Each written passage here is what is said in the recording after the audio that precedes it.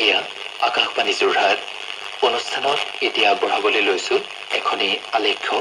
ঢোলতে উৰুলি ঢোলতে কুৰুলি। আলেখ্যখনিৰ ৰচনা আৰু পৰিচালনা অপূৰ্ব বৰাৰ। আজি শুনক এয়া আলেখ্যখনিৰ প্ৰথম খণ্ড।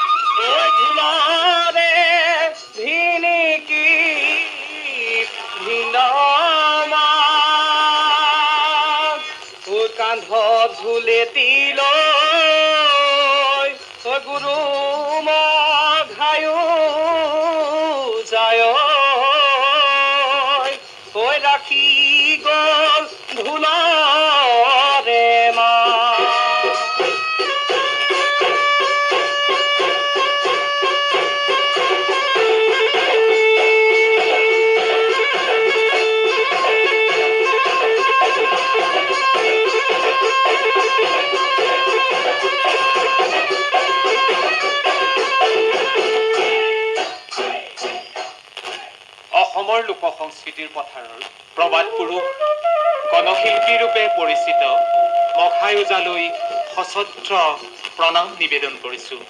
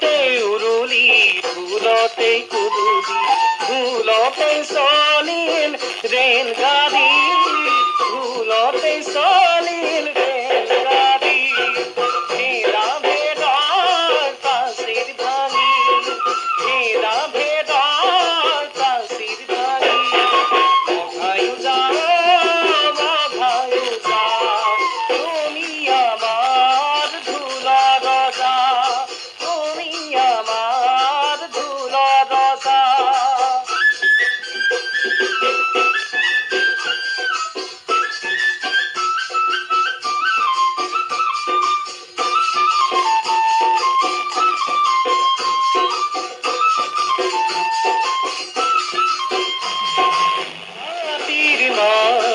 রাখিলা তুমি গুণার মান বরহালা তুমি জাতির মান রাখিলা তুমি গুণার মান বরহালা তুমি মঘায়ু যাও মঘায়ু যা তুমি আমার ধুলা তোমার জনালু প্রণাম তোমার জনালু প্রণাম মঘায়ু যাও মঘায়ু যা তুমি আমার ধুলা তুমি আমার ধুলা তুমি আমার ধুলা ঢোলৰ ৰজা মঘায়োজালৈ প্ৰণাম নিবেদন কৰি আমি আগবঢ়াই দিছোঁ মেলেঙৰ প্ৰখ্যাত ঢুলীয়া কৰুণা ওজা দত্তৰ এয়া মাননীহাট। এয়া মাননীহাট।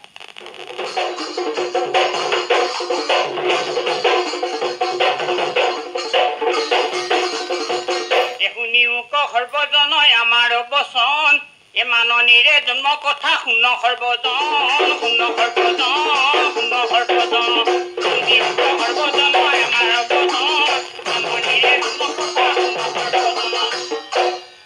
এই মাননী নহলে ৰাজ্যৰ পৃথিৱী নচলে সেইকাৰণে মাননীহাট প্ৰথমতে লাগে প্ৰথমতে লাগে প্ৰথমতে লাগে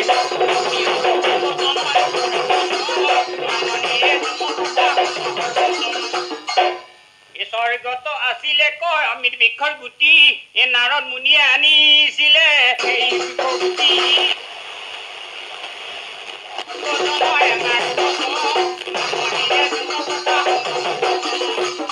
নাৰদে গুটি আনি ব্ৰহ্মায়ে যে পাই গুটি পচাবলৈ ললে পচাবলৈ ললে পচাবলৈ ললে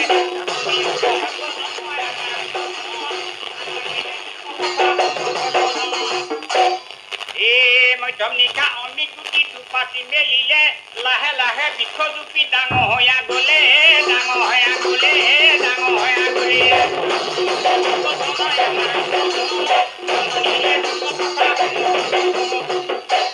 এই লাহে লাহে বৃক্ষ জুপি ডাঙৰ হৈয়া গলে বয়সতে বৃক্ষ জুপি বুঢ়া হৈয়া গলে বুঢ়া হৈয়া গলে বুঢ়া হৈয়া গলে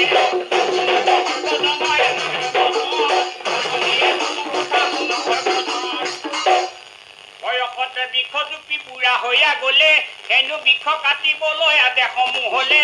আদেসমূহ হলে আদেসমূহ হলে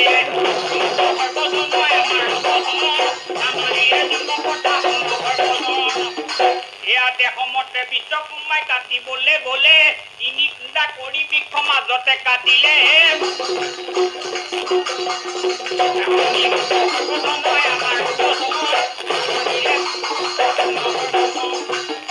তিনি কুণ্ডা কৰি বৃক্ষ মাজতে কাটিলে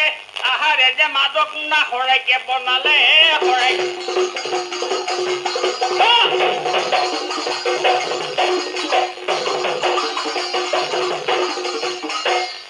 এখনি কথা কৈ থাকিব এশতম গুণ খল পাখৰাই তাতে আনি তামোল পাণ দিছিলে ভৰাই দিছিলে ভৰাই দিছিলে ভৰাই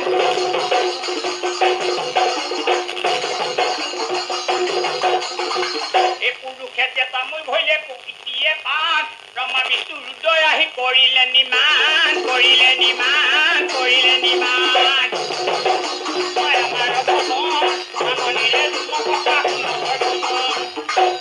পুৰুষে যে তামোল হইলে প্ৰকৃতিয়ে পাণ অম্বৰধ পাত ভইলে বিশ্বকুত চুন বিশ্বকুত চুন বিশ্বকুত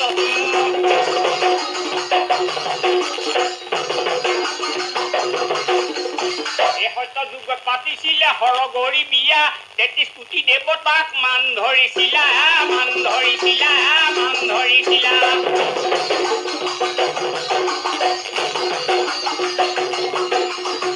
মিনতি বচনে কৈজনো ধৰিব দাই মাননীৰে পালকিটা ঢোলতে বজাই ঢোলতে বজাই ঢোলতে বজাই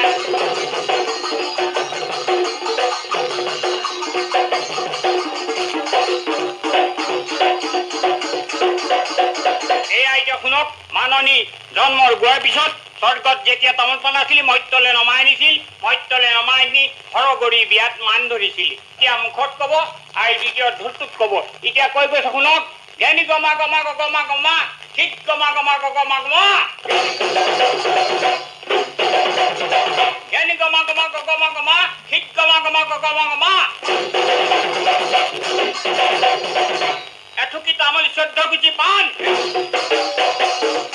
প্ৰথমতে শ্ৰীকৃষ্ণক ধৰি যাওঁ মান, তাৰ পিছে ব্ৰহ্মাক ধৰি যাওঁ মান, তাৰ পিছে ৰুদ্ৰক ধৰি যাওঁ মান, 33 কোটি দেৱতাক মান ধৰিম, এপোন তামোল এমুঠা পাণ ৰাইজৰ মাজত ধৰি যাওঁ মান।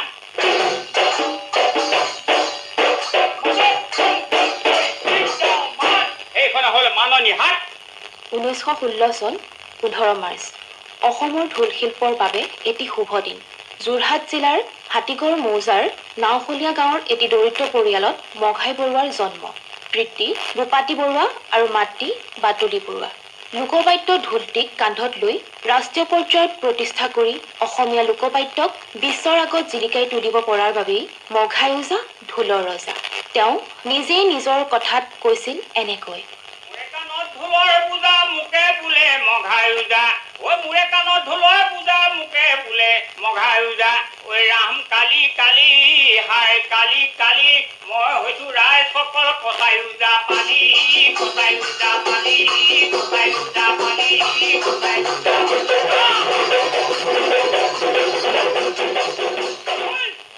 কছাৰী ওজাৰ পালি বুলি পৰিচয় দিয়া মঘাই ওজাই 5 বছৰ বয়সতে স্কুল এৰি দিব লগা হৈছিল। বাগজান নামৰ জানটিৰ কাষত অস্থায়ী ৰভা সাজি ডিম্বেশ্বৰ ওজাক গুৰু মানি তেওঁ গাইছিল,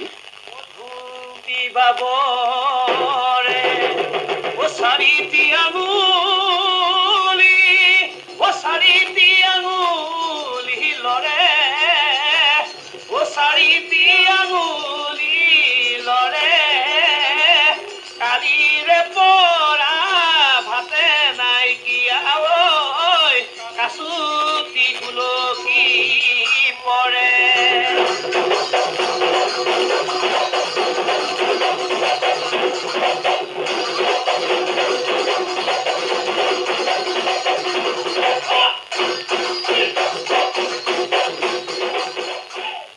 দৰিদ্ৰতাৰ সৈতে সংগ্ৰাম কৰি জীয়াই থাকিবলৈ মঘাই ওজাই বনৌষধি চিকিৎসাও কৰিছিল। জৰা ফুকা, বিভিন্ন দৰৱ, তাবিজ আদি দিয়া কামবোৰ মঘাই ওজাই কৰি তাৰ জৰিয়তে পৰিয়াল পোহপাল দিছিল। সেই সময়ৰ শিক্ষাবিদ পণ্ডিত হেমন্ত কুমাৰ শৰ্মালৈ লিখি তেওঁ কৈছিল, গাঁৱৰ বিয়া সবাহত মই ঢোল বজাওঁ আৰু যি পইচা পাওঁ তাৰে মই ঢোল কিনো, ঢোল চাওঁ। মই নিজে ঢোলত গীত, মাত, সুৰ, ৰাগ কৰোঁ। কবিতাৰে ক'ব পাৰি, মেলেং হাতীগড়তে ঢোল এটা বাজিছিল, ঢোলটোৱে মানুহৰ দৰে মাতিছিল, ৰেলৰ দৰে উকি আহিছিল, মাতত নাচি উঠিছিল বতাহ। হাজৰিকা, শৰ্মা, ৰাভা, বিশ্বাসৰ দৰে ঊৰ্ধ্বমুখী বৰণ্য বতাহৰ স্পৰ্শত মাতবোৰ উফৰি পৰিছিল দিল্লীলৈ, কলিকতালৈ।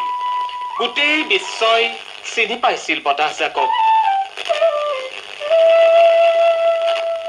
পিছে কেতিয়াবা আকৌ জাউৰিয়ে জাউৰিয়ে আহি থকা বাৰিষাৰ বৰষুণৰ দৰে দুখৰ মালিকাত ডুব গৈছিল ঢোল। তিতাতে জীপ লৈ উঠিছিল খৰাং মানুহ। নাওশলীয়াৰ ঢোলটো কলিকতা পালেগৈ বুলি জানি মানুহে চৰা বাদ্যৰ গৰ্জনত হাম খুৰি খাই পৰিছিল। হাম খুৰি খাই পৰিছিল খবৰ কাগজবোৰ, ৰাজপাত খোৱা মানুহবোৰ আৰু কত যে কি মানুহ। এতিয়া নাওশলীয়াৰ ঘৰত ঢোলটো খাইছে কোনে? লোকশিল্পীৰ অভাৱত কঙাল হৈছে কৃষ্টিৰ ভঁৰাল। দুষ্ট চক্ৰৰ গ্ৰাসত নিষ্পেষিত হৈছে মানুহ। উচ বিচাৰি থকা মানুহবোৰে আজিলৈকে নেজানে ঢোলৰ সংজ্ঞা, নোৱাৰে দিব সন্ধান মেডেল খচিত মঘাইৰ ঢুলীয়া পোচাকৰ বৰ্তমান।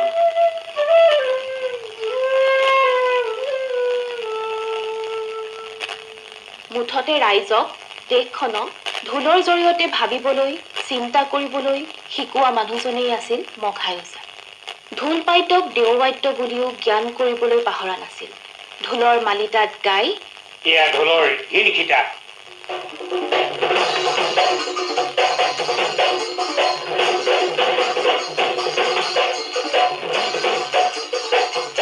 মিনতি বচনে কৈ যাওঁ নধৰিব দাই,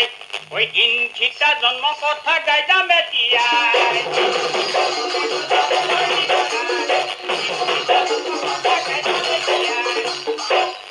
ঐ ঘিনখিটা লিঘিৰখিটা তিঘিৰখিটা হাত, ব্ৰহ্মা বিষ্ণু ৰুদ্ৰই আহি স্থিতি ভৈলে তাত।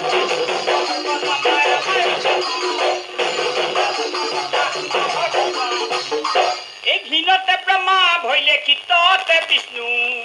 এই ঘিনতে ব্ৰহ্মা ভৈলে ক্ষিততে বিষ্ণু। এৰগৰত কৰে জানা সৰস্বতী ভৈলে, সৰস্বতী ভৈলে, সৰস্বতী ভৈলে।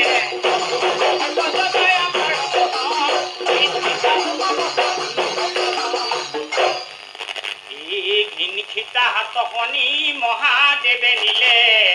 ঐ লিঘিৰখিটা তিঘিৰখিটা গন্ধ বৈ থলে, থলে গন্ধ বৈ থলে।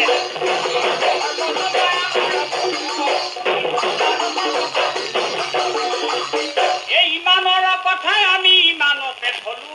ঘিনখিটা হাত খনি বজাবলৈ ললো, বজাবলৈ ললো, বজাবলৈ ললো।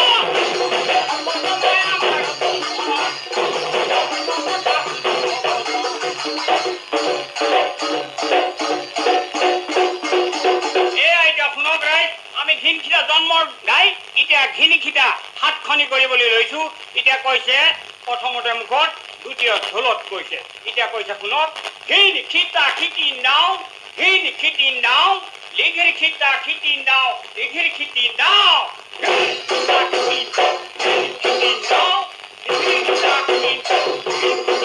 আকৌ কৈছে বোলে ঘেনিখিটা খিতি নাও, ঘেনিখিতি নাও,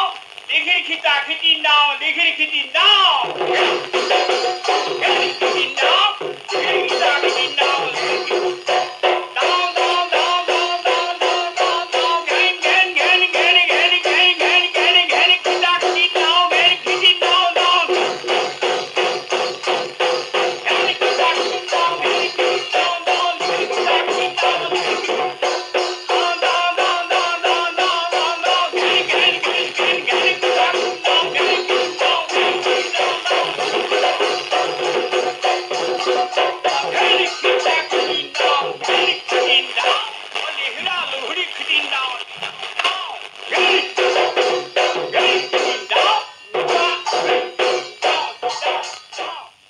ধৰ্মীয় ব্যাখ্যা মতে সত্য,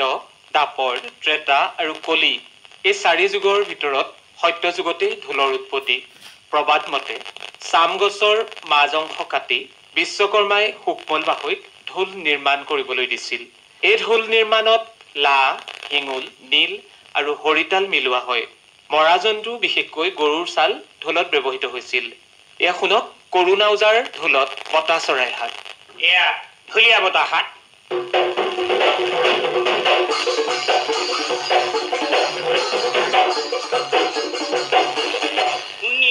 সৰ্বজন নধৰিব দাই, এ ঢুলীয়া বতা জন্ম কথা গাইদা বেটিয়াই, তই গাইদা বেটিয়াই, তই গাইদা বেটিয়াই। সৰ্বজন নধৰিব দাই, ঢুলীয়া বতা জন্ম কথা গাইদা বেটিয়াই। এই যে তীক্ষণে নিৰঞ্জনে চিতিক কচৰ দিলে, চাৰি মুঠি জীৱ প্ৰভু হাতে তুলি ললে, হাতে ললে, হাতে তুলি ললে। সৰ্বজনাই আমাৰ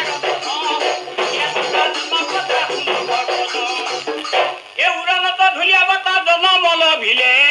এই উৰি গৈ ঢুলীয়া বতা ইন্দ্ৰ সভাত গলে, ইন্দ্ৰ সভাত গলে, ইন্দ্ৰ সভাত গলে।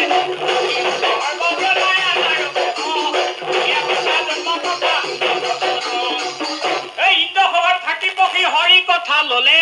একদিনা বিদা ধৰে পৰীক্ষা কৰিলে, পৰীক্ষা কৰিলে, পৰীক্ষা কৰিলে।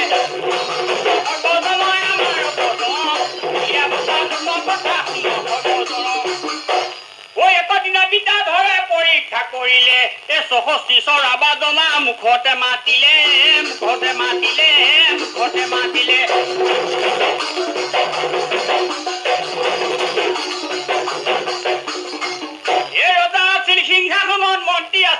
হাতত পোনে পোনে লগাই দিলে ঢুলীয়া বতাহ হাতত ঢুলীয়া বতাহ হাতত ঢুলীয়া বতাহ হাতত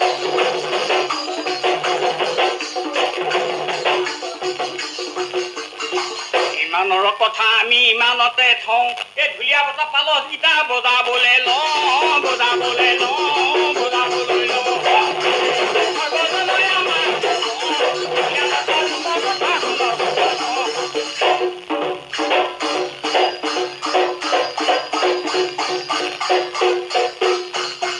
এতিয়া আমি ঢুলীয়া বতাহ চৰাই জন্মটো গোৱাৰ পিছত ঢুলীয়া বতাহ চৰাইটো কথা কৈছো শুনক আমাৰ ৰাইজে বহুতে চিনি পায় ঢুলীয়া বতাহ চৰাইটো তেনেই সৰু চৰাই আৰু ঢুলীয়া বতাহ চৰাইটো নামটো বৰ ডাঙৰ চৰাই সি আপোনাৰ পাই কুঁহিয়া বাৰীত থাকে পাই ধাননি মাজত পৰি থাকে সি এজাককে উৰি যায় এজাককে পৰি যায় আজি আমি ঢোলত ৰচনা কৰি এনেকেই ঢোল বজাইছো ঘূৰি ঘূৰি বতাহ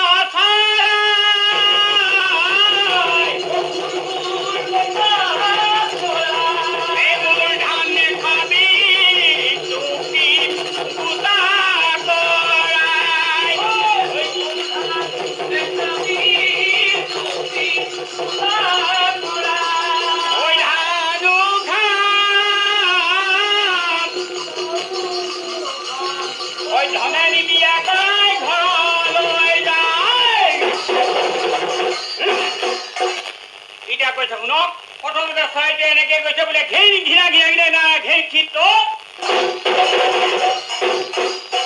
ঘেৰি ঘিৰা ঘিৰা ঘিৰা না ঘেৰি খিত খিতা খিত খিতা খিত খিত খিত রিত খিতি দিকি খিত রিত খিতি দিকি খিত খিতা খিত এনেকে মাকৰ লগত থাকোঁতে পোৱালিটো পাখি গজিলে মাকৰ লগত উৰিব খুজিছে তেতিয়া এদিন মাক উৰি গৈছে পোৱালিৰ কাৰণে টোপ আনিবলৈ তেতিয়া পোৱালিটোৱে উৰিব খুজিছে তেতিয়া আমি ঢোলত বোল কৈছো এই উৰিলে কপতা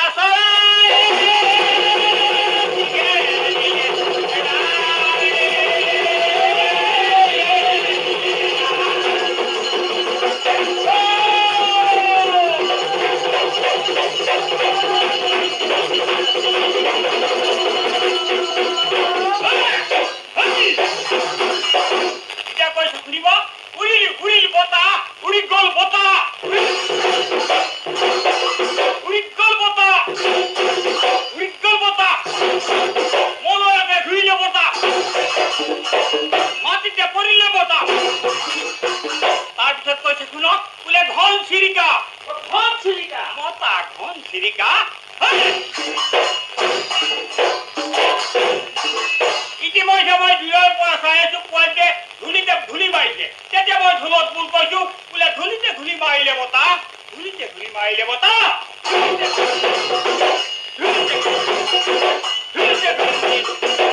তাৰপিছত পাখিবিলাকে ধূলিবিলাক উৰাই দিছে তেতিয়া মই বোল কৈছো ধূলিমুঠি লৈ যা বালিমুঠি থৈ যা ধূলিমুঠি লৈ যা বালিমুঠি থৈ যা বালিমুঠি লৈ যা ধূলিমুঠি থৈ যা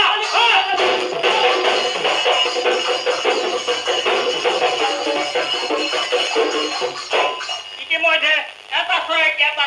দিছে বোলে ৰেচেক চেক ঘুম ঘুম তহঁতি কোন ইতিমধ্যে দ্বিতীয় কিছু ফুটিছে বোলে ৰেচেক চেক ঘুম ঘুম মান পৰে ঢোলতে কুৰুলি শীৰ্ষক অপূৰ্ব কুমাৰ বৰাৰ ৰচিত আলেখ্যখনিৰ প্ৰথম খণ্ডটি শুনিলে।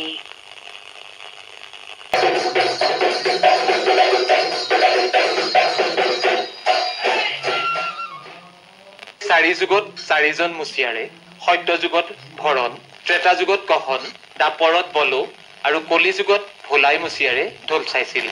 সত্য যুগত ঢোলটো সোণৰ ত্ৰেতাত ৰূপৰ দাপৰত তামৰ আৰু কলি যুগত কাঠৰ ঢোল হ'ল। সত্য যুগত মহাদেৱৰ বিয়াত সুধৰ্ম ঢুলিয়াই ত্ৰেতা যুগত ৰামচন্দ্ৰৰ বিয়াত বিনন্দী ঢুলিয়াই দাপৰত ৰুক্মিণীৰ বিয়াত অনাদি ঢুলিয়াই আৰু কলি যুগত ঢোল বজোৱা মানুহ অসংখ্য হ'ল। মঘায়ুজাই ঢোল বাদ্যক সাবাজীকৰণ কৰি বিনোদনৰ মাধ্যম হিচাপে ব্যৱহাৰ কৰিলে। এয়া তেওঁৰ শিষ্য পালি বৰা ওজাৰ ঢোলত ৰেলগাড়ী চলিছে, শুনকচোন।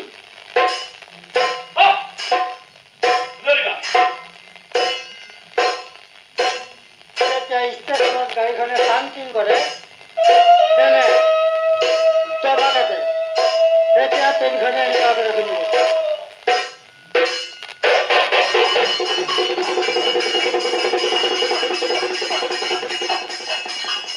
এইটোকে কয় দবা কথা এতিয়া কণমানে ট্ৰেইনখনে যাবলৈ ধৰিব তেতিয়া ক'ব কি অ' জক জক জক জক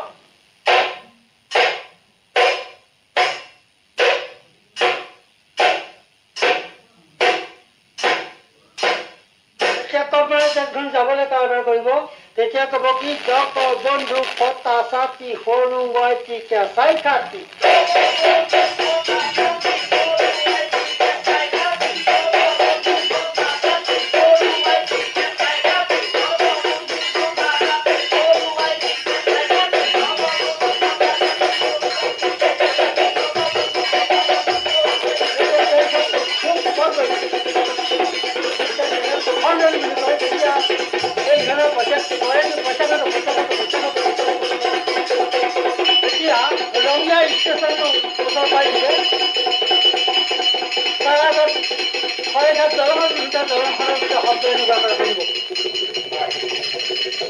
দলংখনত নামি যোৱাৰ পাছত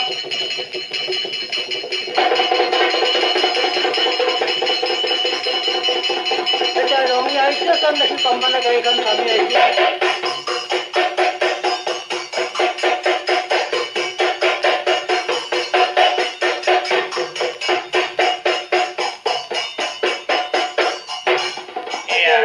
ষ্টেচনত নামিলে আৰু ঘৰা ঘূৰি গুচি গ'ল ঢোলবাদ্যৰ উৎপত্তিৰ পিছে সঠিক সময় নিৰূপণ কৰিবলৈ কঠিন the dictionary of mythology folklore and symbols নামৰ গ্ৰন্থত ৩,০০০ বছৰৰ আগেয়ে মেছোপটেমিয়াত আৰু খ্ৰীষ্টপূৰ্ব ২,০০০ বছৰৰ আগতে ভাৰতত ঢোলবাদ্য ব্যৱহাৰ হৈছিল অসমত বৰঢোল জয়ঢোল ঢেপাঢোল ওজাঢোল পাতিঢোল ৰজাঢোল আদি নামেৰে পৰিচিত এই ঢোলবাদ্যক লৈ অসমৰ প্ৰচলিত প্ৰবাদটি হ'ল নাই আজি অসমতে অন্যৰাম নাই আজি সমাজতে মগাই নাই আজি অসমতে অন্যৰাম নাই আজি সমাজতে ৰঙৰো ৰব নাই এতিয়া আজি সমাজতে আজি সমাজতে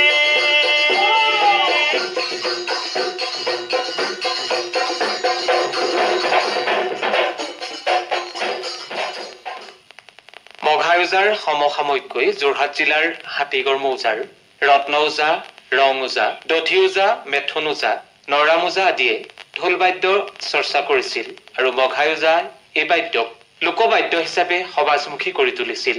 1955 চনত শিল্পী হেমাংগ বিশ্বাসদেৱৰ নেতৃত্বত ভাৰতীয় গণনাট্য সংঘই যি কাৰ্যসূচী গ্ৰহণ কৰিছিল তাতেই মঘাই ওজা অদ্বিতীয় হৈ পৰিছিল এই বছৰতেই তেওঁ গণনাট্য সংঘৰ উপসভাপতিৰ দায়িত্ব লৈ বিষ্ণু ৰাভা হেমাংগ বিশ্বাস ভূপেন হাজৰিকা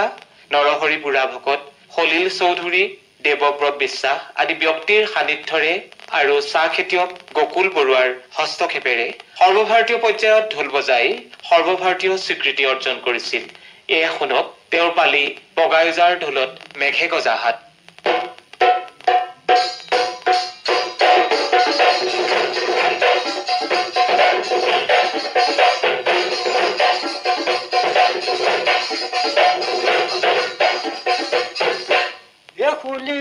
সৰ্বজনয় আমাৰ বচন মেঘে গজা হাত খদি কৰি মাৰম্বা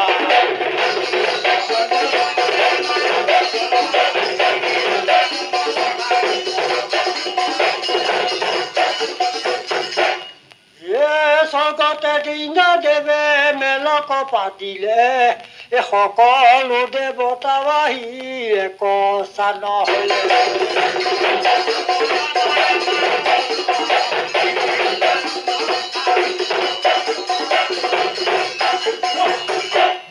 গিৰি গিৰি কৰি মেঘে গাজিবলৈ ললে পথালি গাজনি মাৰি পানী কতুলিলে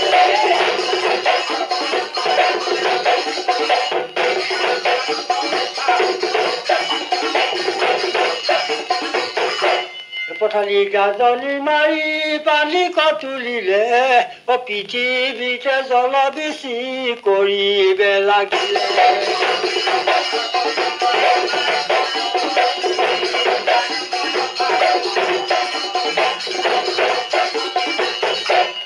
হিমতে বায়ু ৰাজাই বতাহ মাৰে টানি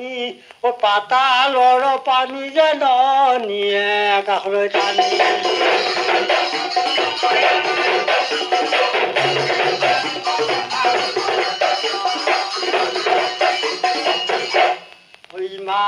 গিৰি গিৰি কৰি মেঘে গাজিবলৈ ললে পথালি গাজনি মাৰি পানী কতুলিলে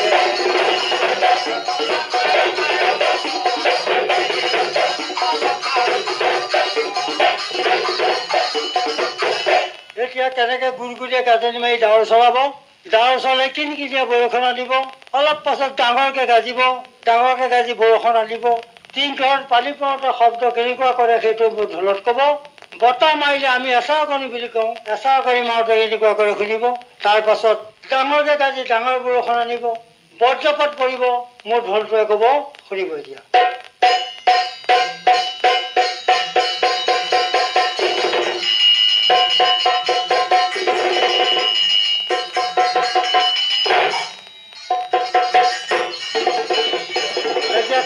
বৰষুণ কিনকিনীয়া বৰষুণ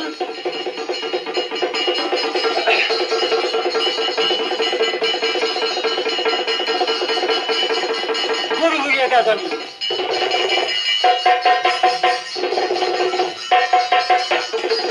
অলপমান বেছিকৈ এতিয়া বৰষুণ আনিছে ডাঙৰকে গাজনি মাৰি বতাহ মাৰিব অলপ বৰষুণ তাক ডাঙৰকৈ কৰিছে তাৰ মাজে মাজে বতাহ মাৰিছে আমি এচাৰকণি বুলি কওঁ এনেকুৱাকৈ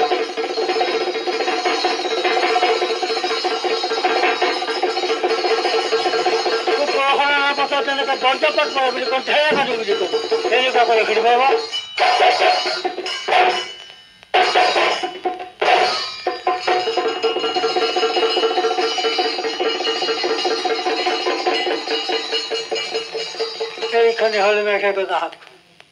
ঢোল বাদ্যক সামাজিক বিবাহ অনুষ্ঠানৰ অপৰিহাৰ্য অংশ বুলিও ধৰি লোৱা হয় পানী তোলা বগী ছোৱালীয়ে দৰা নোপোৱা বৰলাই ছোৱালী নোপোৱা শিল্পীৰ বোলনি আদিবোৰ হাত মঘাই ওজাৰ মৃত্যুৰ পাছত তেওঁৰ পৰৱৰ্তী ওজাসকলেই ধৰি ৰাখিছে বগাই ওজৰ ঢোলত এয়া বগী ছোৱালীয়ে দৰা নোপোৱা হাত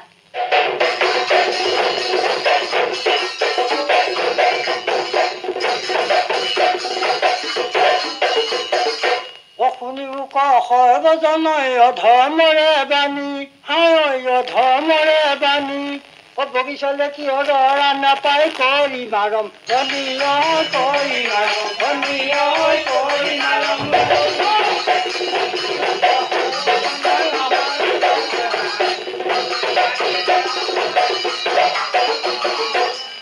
নপহিয়া বাহু জুতি গালমি পৰা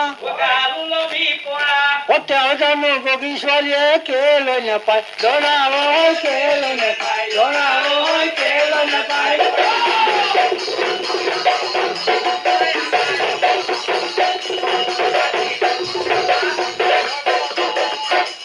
মূৰত বেটা খাওঁতে ফালি ভৰিত ইংৰাজী জোতা বিধি চেটেপ চেটেপ কৰা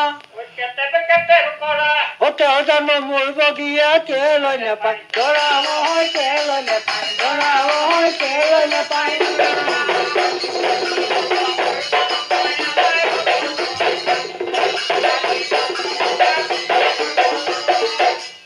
যেনেকৈ বগী লগৰ ছোৱালী সকলোকে বিয়া দিলে অকল বগীয়ে ঘৰত থাকিব লগা হ'ল বগী ছোৱালী বাপেকে মাকে দুই আগদিনা গধূলি জুহালৰ ওচৰত কথা পাতিব শুনিব আগদিনা গধূলি ভাই যাই কলে স্বামী তুমি কেলৈ থাকা শুই লাহে লাহে মোৰ বগীয়ে কলিজা দিছে কলিজা দিছে কলিজা দিছে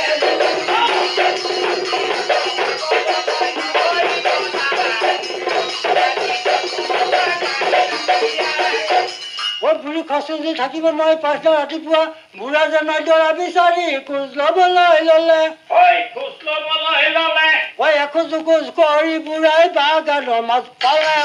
বাগানৰ মাছ পালে বাগানৰ মাছ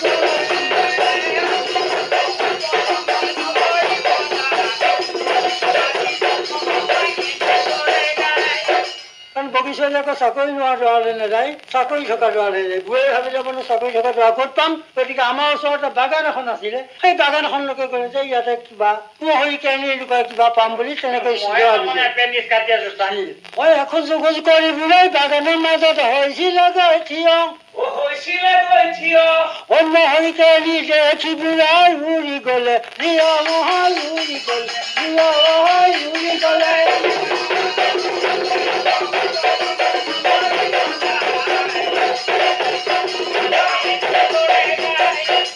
কোনজন মহৰি কোনজন কেনি চিনিব নোৱাৰে তাত চাৰ বিলি মাতিলতে এপেণ্ডিক্সে গঢ়ি নাই লগাই মাতই গঢ়ি নাই লগাই মাতই গঢ়ি নাই লগাই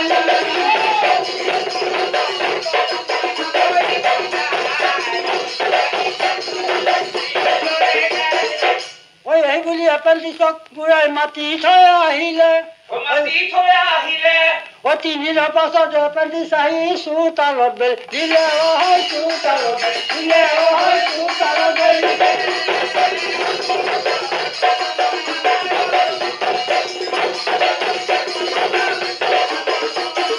তিনিদিনৰ পাছত এপেণ্ডিক্স আহি বগীচোৱালী চোতালত বেল দিলে চোতালত বেল দিলে চকু টিপতে বগীচোৱালীয়ে দৈ নুমলৈ দিলে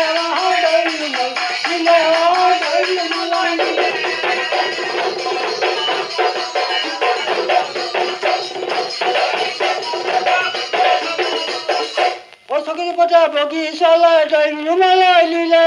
মিহি কথা পাতি বগীচোৱালীয়ে এপেণ্ডিক্সক মুহ লগাই ল'লে বহাগৰ 7 তাৰিখত বগীচোৱালীক বিয়া পাতি দিলে বিয়া পাতি দিলে বিয়া পাতি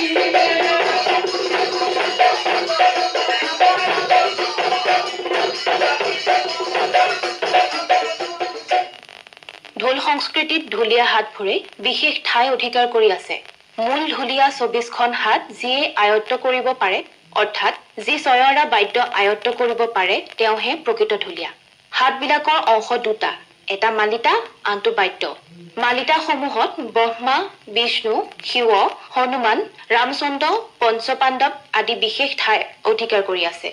ছয়ৰা বাদ্যৰ ভিতৰত প্ৰথমে বহুতে মাননি হাত বজায় এয়া শুনক বগাইউজৰ ঢোলত তেলটুপি হাত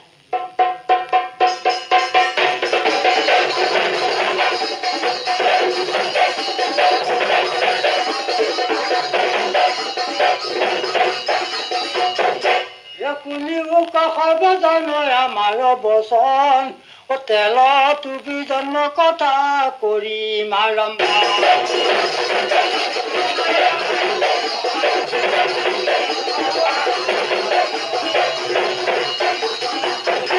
একদিনা লক্ষ্মী মাৰে কেশক মেলিলে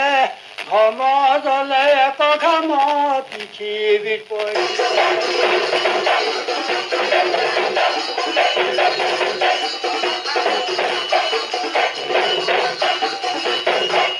সিমানৰ কথা মই সিমানে থওঁ তেল টুপি হাতখনি বজাবলৈ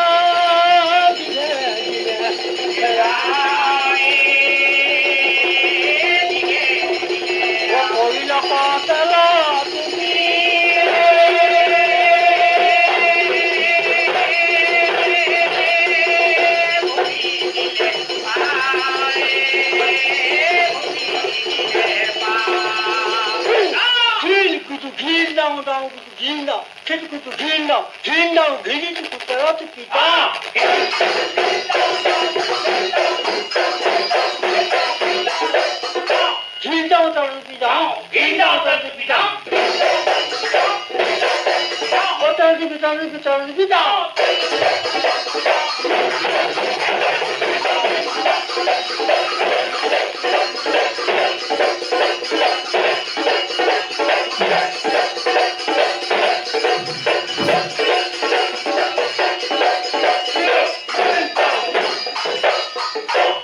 এইখন তেলটুপিৰ হাতখন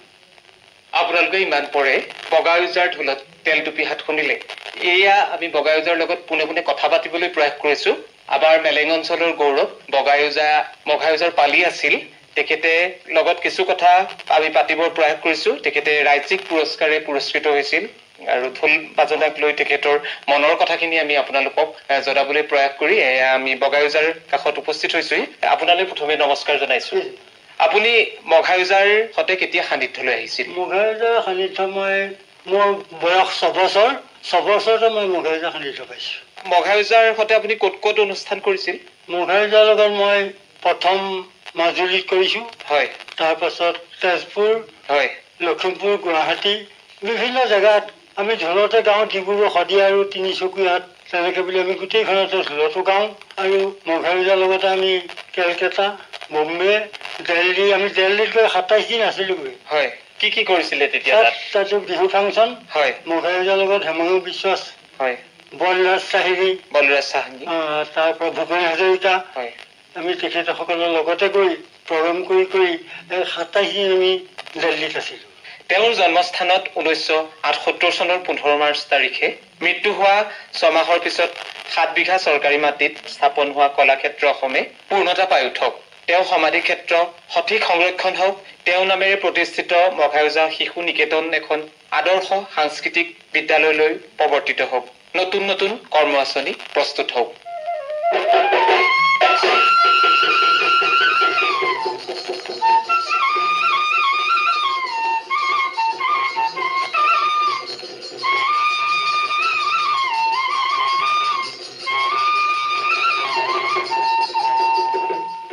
আজি আমাৰ মাজত ঢোলৰ ৰজাজন নাই কিন্তু তেওঁ গোৱা ঢোলৰ চাপৰবোৰ আমাৰ মাজত তেওঁ উত্তৰসূৰীসকলে সংৰক্ষণ কৰি ৰাখিছে তাৰে কিছু ঢোলৰ হাত হ'ল মাননী গোৱাপানৰ ঘিনখিতা লিখিৰকিতা তিখিৰকিতা নেগেৰা টুকাৰী তবলা মৎস্যচৰাই ৰজাবুলনি মাহতলা ঢোলকী ডম্বৰু তেলটুপি তেলেঙনা ঔবাগৰা তাঁতশাল কুঢ়া চৰাই টংলতি ঘেহুটনা কপাধুনা মেঘেগজা ইত্যাদি এইবোৰ ঢোলৰ হাতৰ বিপৰীতে কিছু বিহু ঢোলৰ চাপৰো ওজাসকলে বজায় এয়া এটা যোজনাৰে আৰম্ভ কৰিছো বিহু ঢোলৰ খৰা চাপৰ স্বৰ্গ দেউলালে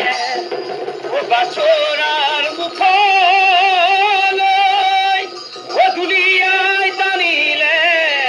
তোলা দুলিয়াই টানিলে তোলা কাণত জিলিকিলে নৰা জাঙে ভাই গাতে গুমেছে চোলা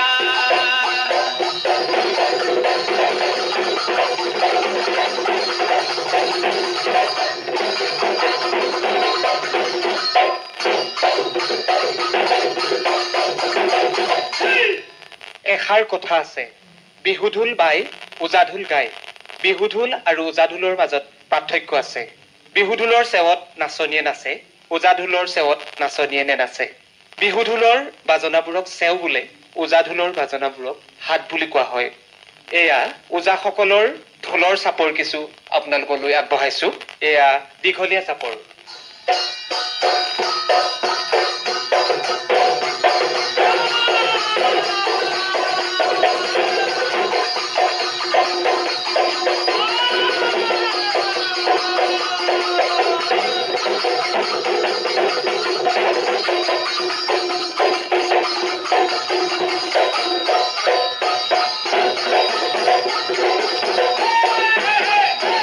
এয়া শুনক কাঢ়ি ঘূৰোৱা চাপৰ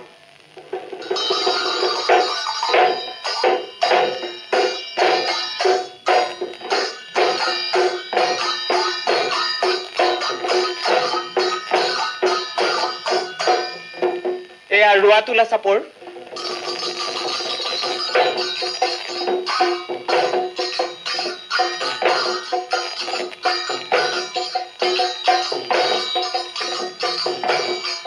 এয়া ধান দোৱা চাপৰ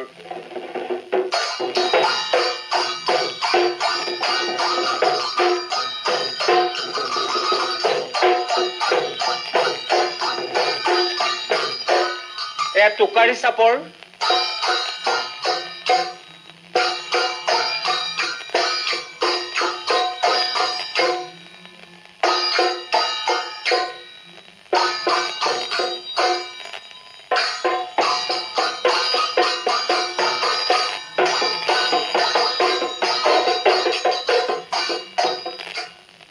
গীত আৰু কথাৰ মাজেৰে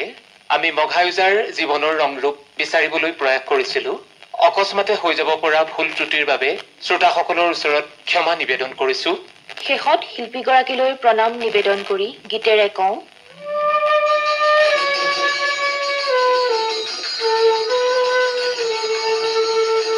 হে শিল্পী প্ৰণাম তোমাৰ যাচি আমাৰ স্নেহৰ সৰা হে শিল্পী প্ৰণাম তোমাৰ যাচি আমাৰ স্নেহৰ সৰা তোমাৰ সুবাসেৰে হওক সুবাসিত তোমাৰ সুবাসেৰে হওক সুবাসিত আমাৰ সমাজ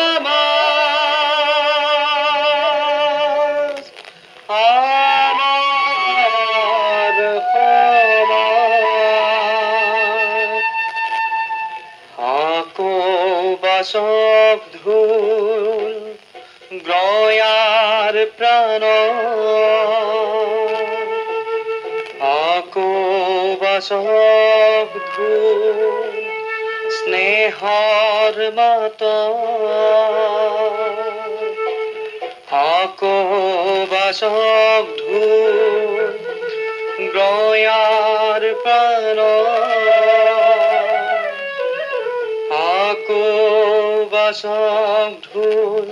স্নেহৰ মাত হে শিল্পী প্ৰণাম তোমাৰ হে শিল্পী প্ৰণাম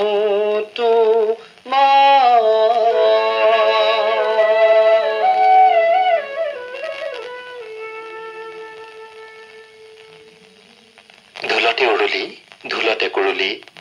ইমান পৰে শ্ৰোতাসকলে আলেখ্যখনিৰ দ্বিতীয় তথা অন্তিম খণ্ডটি শুনিলে আলেখ্যখনিৰ ৰচনা আৰু পৰিচালনা অপূৰ্ব বৰাৰ কথাংশত অংশগ্ৰহণ কৰিলে সংগীতা বৰা আৰু অপূৰ্ব বৰাই গীতত অংশগ্ৰহণ কৰিলে দেৱজিৎ বৰুৱাই ঢোলবাদ্য সংগত কৰিলে বগাই বৰা ওজা আৰু কৰুণা দত্ত ওজাই বাঁহী সংগত কৰিলে নৱজ্যোতি বৰাই অনুষ্ঠানটি বাণীবন্ধন আৰু সম্পাদনা কৰিলে প্ৰাঞ্জল ভৰদ্বাজে প্ৰযোজনা বিশ্বজিৎ দাসৰ